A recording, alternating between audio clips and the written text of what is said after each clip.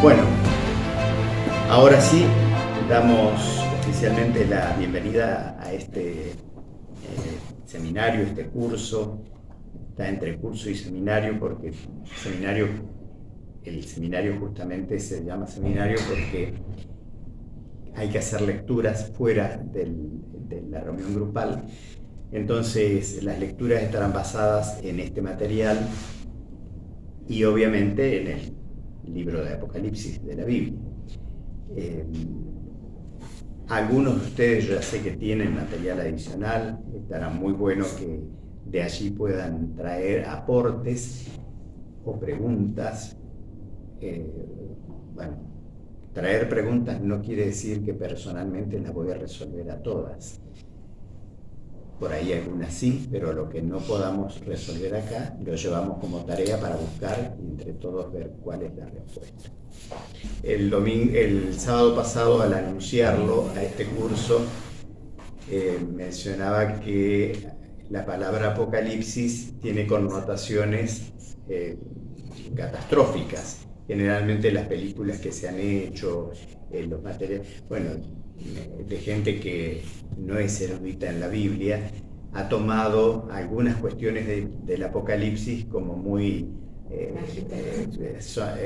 usa muchos símbolos que, bueno, pueden dar un poco de miedo, que no están para dar miedo de ninguna manera, y en base a eso han hecho sus obras y se ha generado una idea de que Apocalipsis es sinónimo de caos, de que el terror, bueno, nada que ver. El Apocalipsis es un libro cargadísimo de esperanza y de buenas noticias. Esperanza y buenas noticias. Así que sobre esto vamos a trabajar. El material básico indispensable es la Biblia, de modo que los que tengan Biblia en lo sucesivo pueden traerla. Apocalipsis es un término griego, que viene del griego, que significa revelación. Entonces algunos ya cortaron camino y le pusieron revelación directamente. Acá hay tres. Así que nadie se preocupe si en alguna Biblia, en lugar de leer Apocalipsis, lee revelación. Quiero hacerles una invitación antes de abrir la Biblia y les explico por qué hago esta invitación. Nosotros creemos que, todos los cristianos estamos convencidos de esto, la Biblia es la palabra de Dios. O sea, tenemos la Biblia porque Dios inspiró a los profetas, a los apóstoles, y por inspiración divina nos ha llegado la Biblia. Como es Dios, como el mensaje que está aquí es de Dios, para poder entenderlo, interpretarlo, lo mejor que podemos hacer es pedirle al gran autor que nos ayude en esa tarea de ver qué es lo que nos está diciendo. Para eso tenemos la costumbre de, en una muy breve plegaria, pedirle a Dios sabiduría del cielo para que al leer podamos entender. Así que si ustedes gustan, me acompañan en una breve oración que voy a hacer.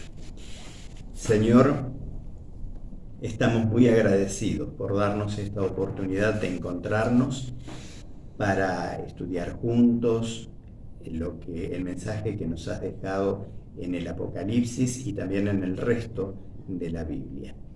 Pedimos que el Espíritu Santo nos ayude a entender todo lo que vamos a leer. Lo pedimos en el nombre de Jesús. Amén. Muy bien. Vamos a abrir entonces nuestras Biblias en el último libro, el Apocalipsis. Y allí nos vamos a encontrar, no sé si en todas las Biblias aparece igual, el autor de este libro. Debajo del título, en esta que yo tengo, dice de San Juan. Bueno, San Juan es el apóstol Juan, uno de los 12, que también escribió el Evangelio de Juan. El apóstol Juan escribe este libro aproximadamente en el año 96 de nuestra era. 96, estando él prisionero en una isla rocosa, desierta, la isla de Patmos, usada en ese momento del Imperio Romano como prisión. Allí lo mandaron, ya vamos a ver el sábado que viene, algo acerca de las circunstancias por las que Juan fue enviado prisionero a esa isla. Pero lo cierto es, año 96 de nuestra era, año 96 después de Cristo, Juan escribe este libro en la isla de Patmos. La pueden ubicar a la islita en el mar Mediterráneo, por allí donde hay tantas islas griegas. Una es la isla de Patmos, una islita muy chiquita y en esa época por lo menos muy aburrida. Probablemente hoy haya mucho de turismo allí. Bien, entonces el capítulo 1 es el 1 grande y al lado empieza el verso o versículo 1 y después ya sigue el 2, el 3, etc. En este primer versículo dice, en mi Biblia dice así, en la de ustedes debe decir parecido. ¿Por qué digo parecido? Porque a veces, según la versión de la Biblia, cambia una palabra o dos, pero no cambia el sentido. Que las palabras no sean iguales, nos vamos a dar cuenta claramente que el sentido sigue siendo el mismo. La revelación de Jesucristo. Por eso ahí ya está el nombre del libro. La revelación. En griego diría el Apocalipsis de Jesucristo. Porque al decirlo en griego la palabra revelación es Apocalipsis. La revelación de Jesucristo. Entonces, la palabra Apocalipsis, ¿qué significa? Revelación. Porque allí en el librito ya tenemos para marcar, que nos quede como para recordarlo, hay 3 posibilidades. Una es correcta, las otras 2 son incorrectas. Ustedes pueden marcar en la página 4, sí. Ahí ustedes marcan la respuesta correcta. ¿Qué significa la palabra griega Apocalipsis? Entonces ya tenemos un dato importantísimo. Ya podremos, si alguien nos pregunta qué significa Apocalipsis, entonces ¿qué le vamos a decir? Revelación. Revelación. En la nota explicativa, después de cada pregunta hay una nota explicativa. Ustedes van a encontrar algún detalle original, pero este libro es la revelación de Jesucristo. Revelación, el que es revelado en este libro es Jesús. Ya no usamos esto, pero la mayoría de los que estamos acá hemos conocido muy bien el tema de los rollos fotográficos, ¿no? Cuando teníamos las cámaras que tenían rollos. Una vez que terminábamos la última, ¿qué había que hacer? Llevar el rollo a revelar, porque no sabíamos que había salido de lo que teníamos idea de lo que sacamos, pero después cuando se revelaba, bueno, ahí nos decía si habíamos acertado bien con lo que queríamos fotografiar o no. Hasta que no se revelaba no sabíamos con exactitud qué salía. Y después venían algunos desengaños, algunas, qué linda salió esta salió mejor de lo que yo pensaba. Bueno, la revelación. El que se revela, el que se muestra, el que se da a conocer en este libro es Jesús. Pero ¿quién le dio la revelación a Juan? A continuación dice, ¿quién se la dio? Dios. Que Dios le dio para manifestar a sus siervos las cosas que deben suceder pronto. La declaró enviándola por medio de su ángel a su siervo Juan. Acá hay una cadena. El último eslabón es Juan. Él recibe todo. Pero ¿quién es el mensajero que le trae a Juan lo que debe escribir? Un ángel. ¿Eh? Dios le dio para manifestar a su siervo las cosas que... La declaró enviándola por medio de su ángel. Fue el mensajero, el cartero, digamos, ¿no? Ya tampoco los carteros existen, pero bueno, como todos entendemos acá, por las edades sabemos lo que era un cartero. Es un ángel el que le dice a Juan lo que debe escribir por orden ¿de quién? De Dios. Y Dios entonces revela este libro, revela a Cristo en este libro. Hay una cosa muy linda que dice en el verso 3, leímos el 1, saltamos ahora al 3.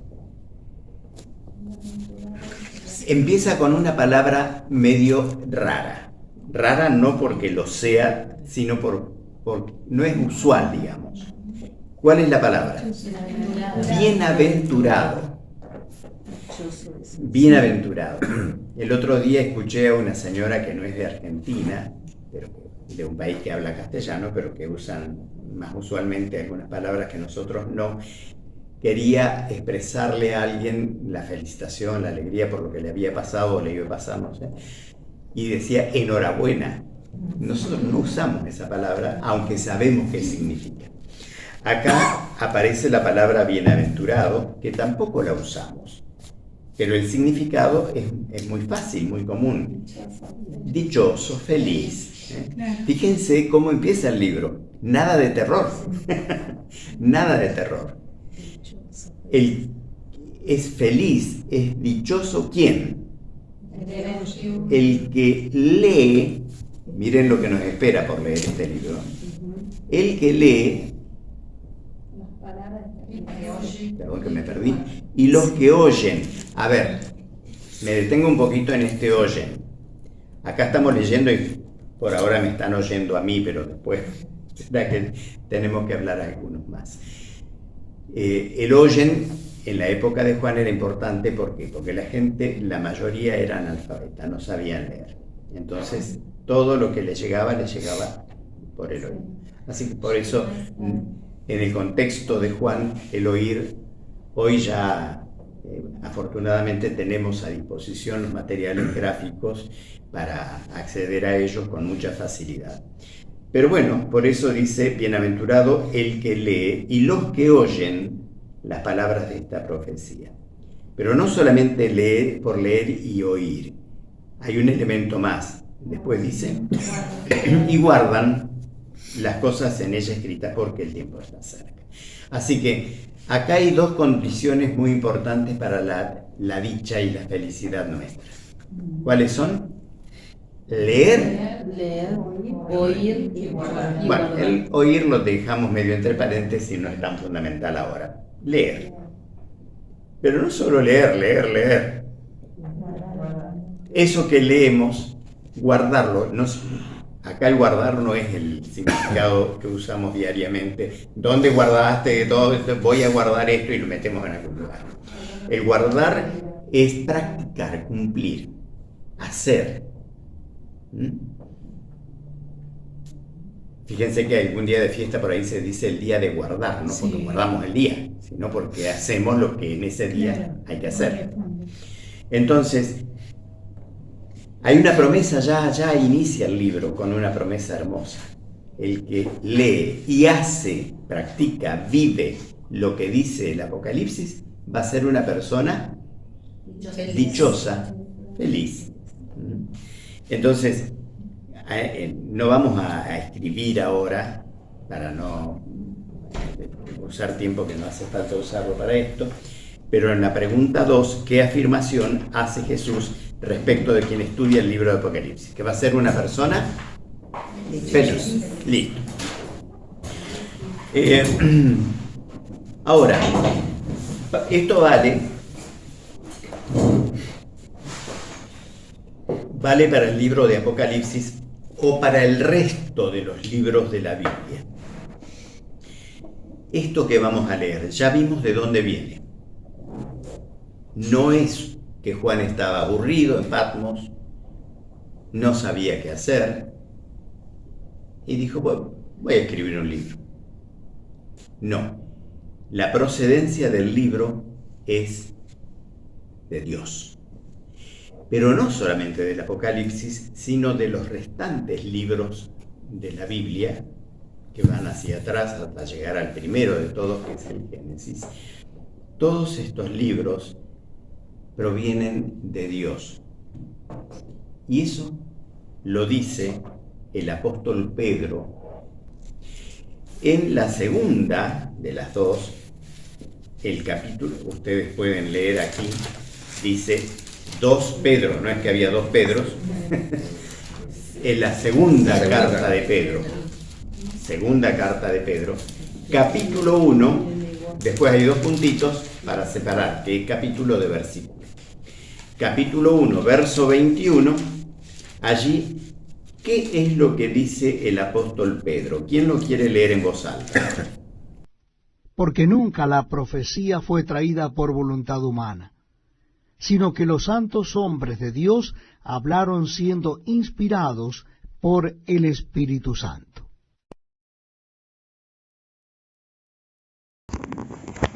Dios les daba la idea y ellos la escribían de acuerdo a su estilo, a su época, etc.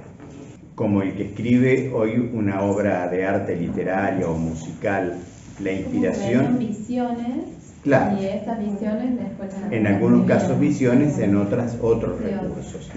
Pero Dios les daba la idea, la inspiración. La inspiración era divina y ellos escribían eso que Dios les había revelado. Bueno, de modo que esto que vamos a estudiar aquí en el Apocalipsis es producto de la inspiración de Dios, como lo que vamos a leer en el resto de la Biblia. Ustedes tienen una nota muy interesante allí. Ese proceso de inspiración duró 1600 años aproximadamente, desde el Génesis, aunque parece que el Génesis no fue el primer libro que se escribió, sino Job, pero no importa, desde que se empezó a escribir los libros de la Biblia hasta que llegamos al Apocalipsis, que sí fue el último, 1600 años pasaron, de modo que muchos autores no se conocieron entre sí en un periodo tan largo como para decir, bueno, voy a escribir lo que aquel me contó, porque no se conocieron la mayoría. Y la cantidad de autores aproximadamente 40 que hay acá. Algunos han escrito, son 66 libros, obviamente alguno escribió más de uno, como Juan, que escribió 4. Ahora, 1600 años, 40 personas distintas además en la formación, en su formación académica, en su formación intelectual, en su estatus social, eran muy dispares algunos de ellos. Sin embargo, al haber tanta disparidad entre los autores, se encuentra en la Biblia una unidad temática asombrosa, lo cual muestra de que no es producto de la voluntad humana, sino sería muy diverso el mensaje bíblico.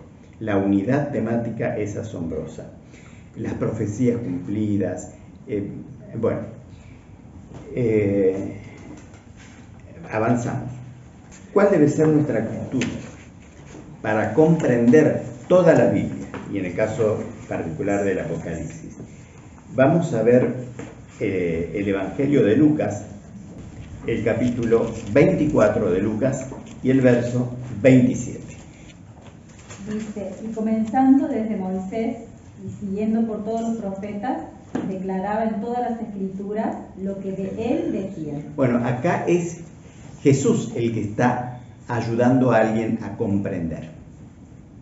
Él mismo. Y nos dice cómo hacía Jesús para ayudarles a otros a comprender la Biblia. ¿Comenzando dónde? Moisés, el primer autor. ¿Y después qué dice? Por todos los profetas. Después los profetas. ¿Y después qué dice? Les declaraba en todas las escrituras. En todas las escrituras.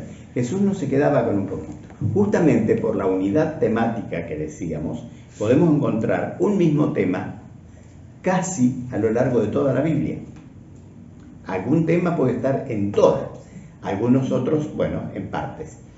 De modo que para entender la Biblia, para comprenderla, no es lo mejor centrarnos en un solo cosito allí y quedarnos en un librito, en un versículo, no. Por eso acá hay 3 opciones. Leer solo el Antiguo Testamento, solo el Nuevo, no. Tenemos que buscar información en toda la Biblia. De hecho, ya estamos leyendo algunos versículos que no están en el Apocalipsis. Bueno, ¿qué distingue al Apocalipsis de otros libros de la Biblia? Este libro se destaca por el uso de símbolos. Ay, ay, ay. ¿Y ahora qué hacemos? ¿Qué pasa con los símbolos que vamos a encontrar que son bastante raros? ¿Qué hacemos cuando aparezcan estos símbolos? Bueno, no hay ningún problema porque vamos a descubrir fácilmente cómo encontrar el significado de los símbolos. Están en la misma Biblia, no hay que fabricar nada acá. Pero la idea que surge es: acá va a haber bestias, va a haber dragones, va a haber abismos, va a haber humo, va a haber cadenas, todas cosas muy raras.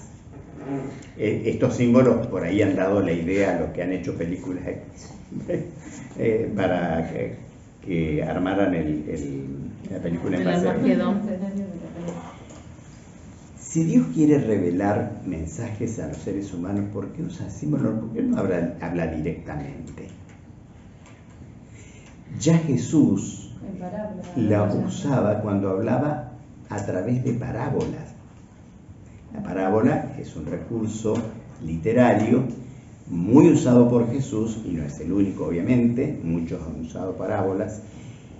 Y una vez le preguntaron a Jesús: ¿por qué usas parábolas? Y él respondió lo que está en Lucas 8:10. Quien lo encuentre primero lo lee. Y él dijo: a vosotros os he dado a conocer los misterios del reino de Dios, pero a los otros por parábolas, para que viendo no vean, y oyendo no entiendan. Epa, qué raro lo que Jesús dice aquí.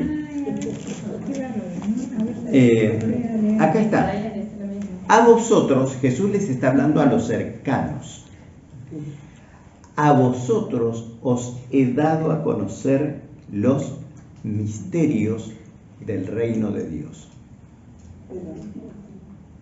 Pero a los otros, Jesús está hablando de 2 grupos acá. Claro. A los otros por, ¿qué decía? Parábolas. A ustedes se los voy a decir claramente, pero a los otros, a los que no están cerca mío, que no creen en mí, no me aceptan tanto, les voy a hablar por parábolas. ¿Para qué? Les dice. Para que viendo no vean, raro, y para que oyendo no entiendan. O sea, no es raro, a veces nosotros miramos y no vemos. Ese detalle se me perdió, no lo vi. O oímos un mensaje y no lo interpretamos correctamente o totalmente. ¿Por qué Jesús quería ocultar algunas cosas para un grupo y para otro no? Bueno, el símbolo tiene una doble función. El símbolo sirve para aclarar y para confundir.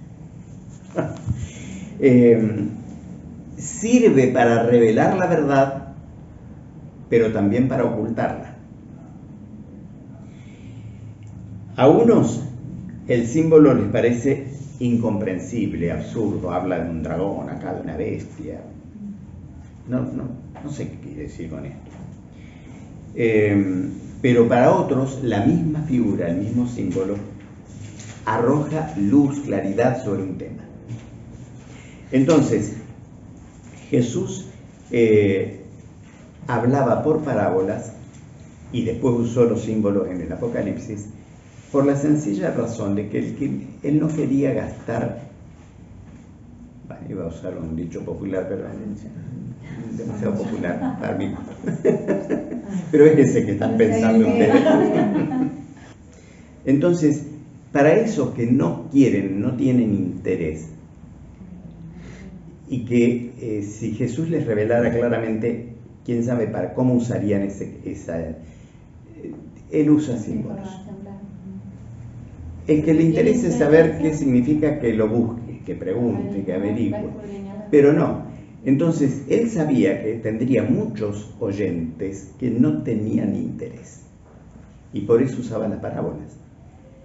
Y los apóstoles, si no entendían algo, le preguntaban al instante, a ver, decinos, el sembrador, que es una de las más conocidas, ¿qué significa esto? Y Jesús les dijo, la roca significa esto, el suelo al lado del camino significa esto, les explicó todo.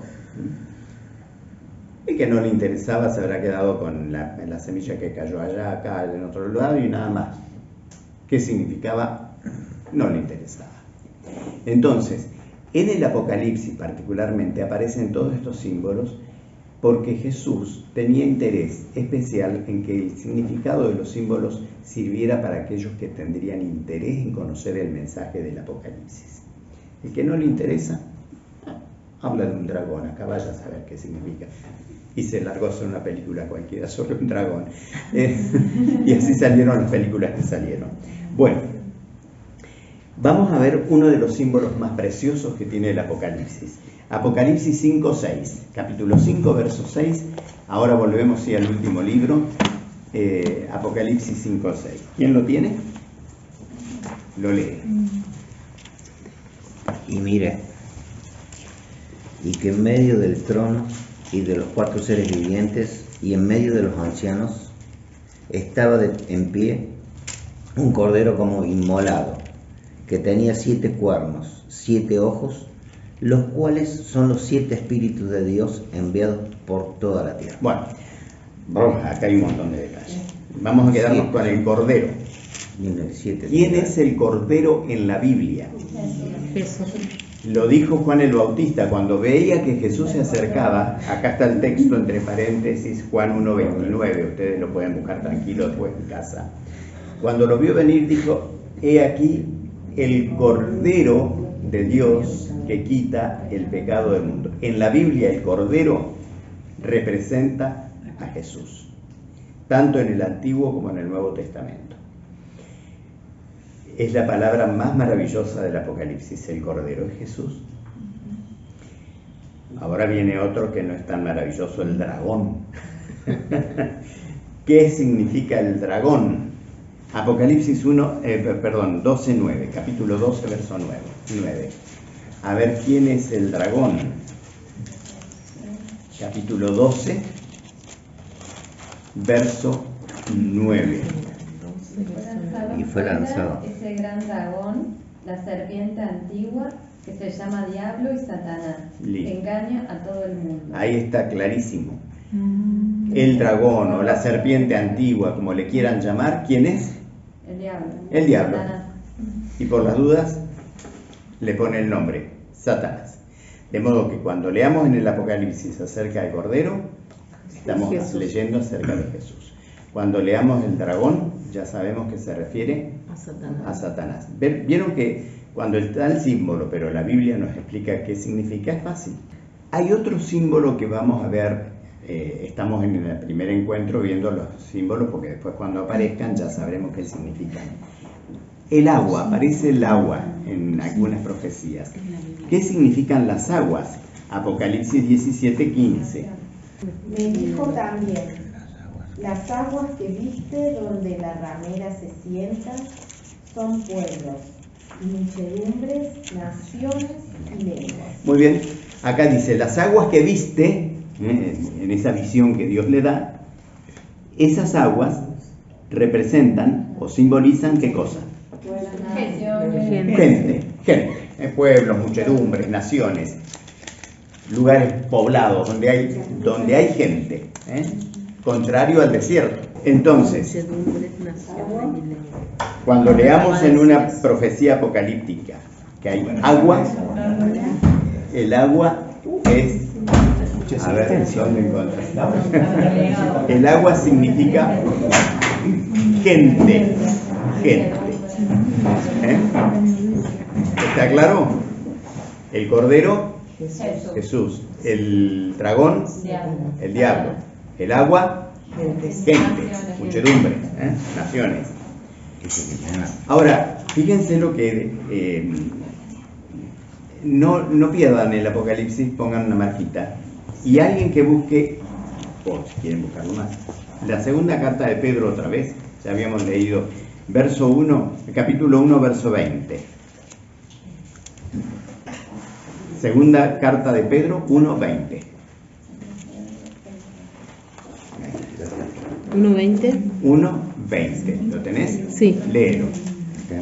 Para que no lo tiene, escuche. Pero ante todo entended que ninguna profecía de la Escritura es de interpretación privada. Bueno, Pedro nos advierte. No, esto no es que a cada uno va a interpretar lo que se le da la gana. La profecía no es de interpretación privada. O sea, si yo leo Cordero, no puedo inventarle yo un significado. Si leo dragón, no puedo inventarle a mi gusto un significado. No es de interpretación privada. ¿Lo lees de nuevo, por favor, Adriana? Sí. Verso 15. No, verso 20. 20. Sí, dice así. Pero ante todo entended que ninguna profecía de la Escritura es de interpretación privada. ¿Ahí terminó? Sí. Bien. No es de interpretación privada. Por eso ya nos da los significados, para que no andemos especulando y nosotros armando argumentos que no tienen sentido. Por eso hay tres opciones. ¿Podemos dar a las profecías el significado que queremos? No.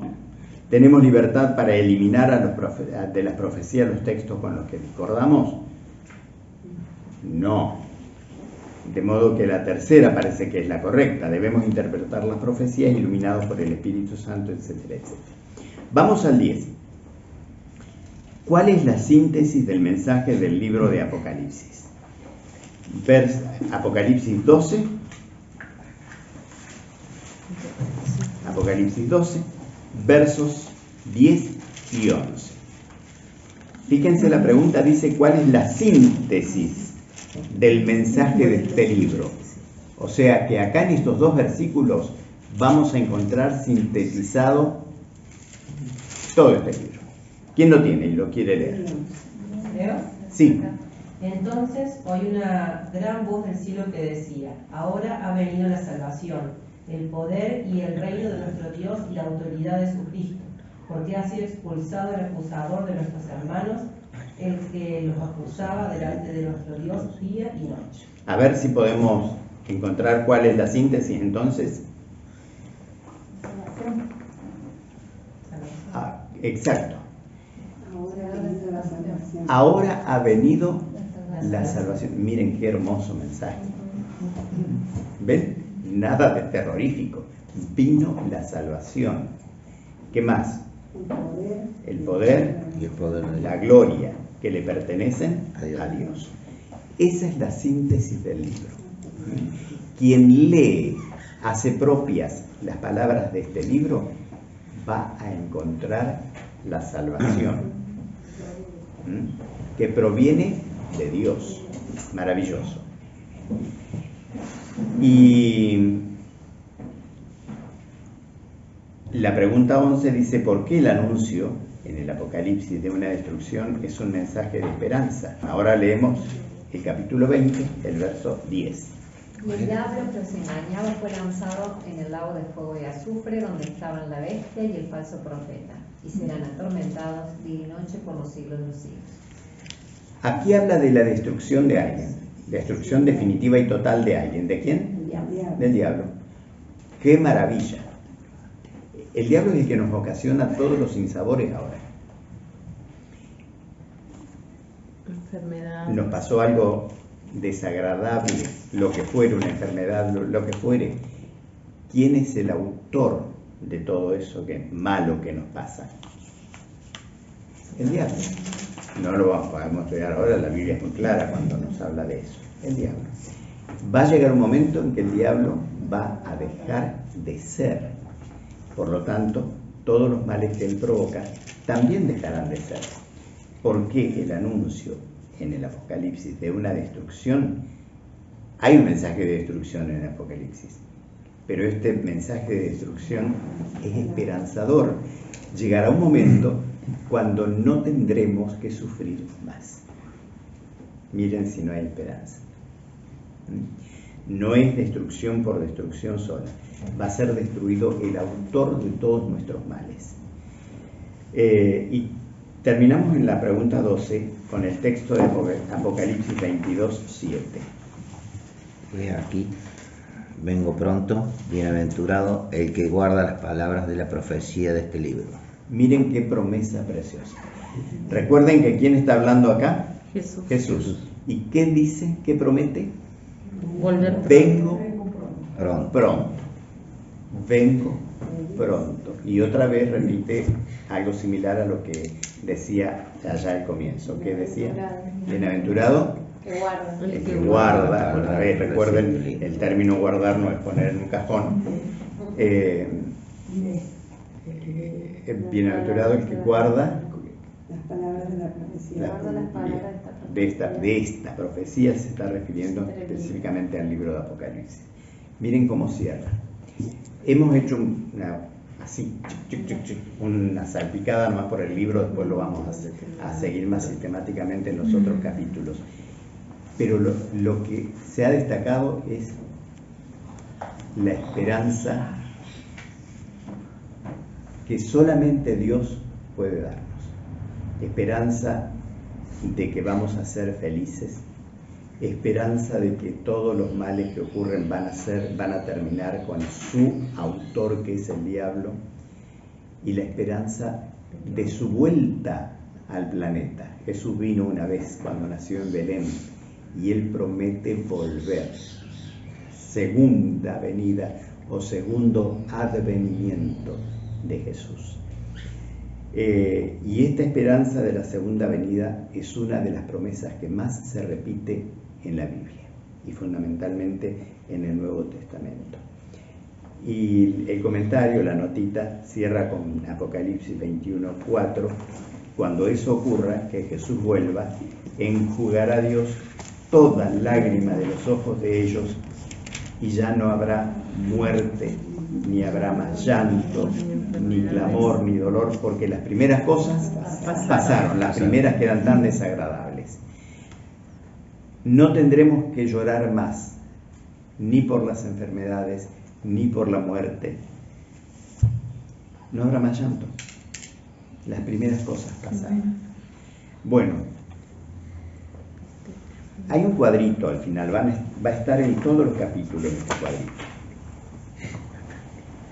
Dice mi compromiso, o sea, es de cada uno. Personal. Entiendo que la Biblia es un libro inspirado por Dios y que revela a Jesucristo. Así, el Apocalipsis es una revelación especial de Jesús para el fin de los tiempos. Para ser feliz o bienaventurado, me comprometo a estudiar el libro de Apocalipsis y a guardar las cosas que está escrito en él. Nadie va a revisar si ustedes asumen este compromiso.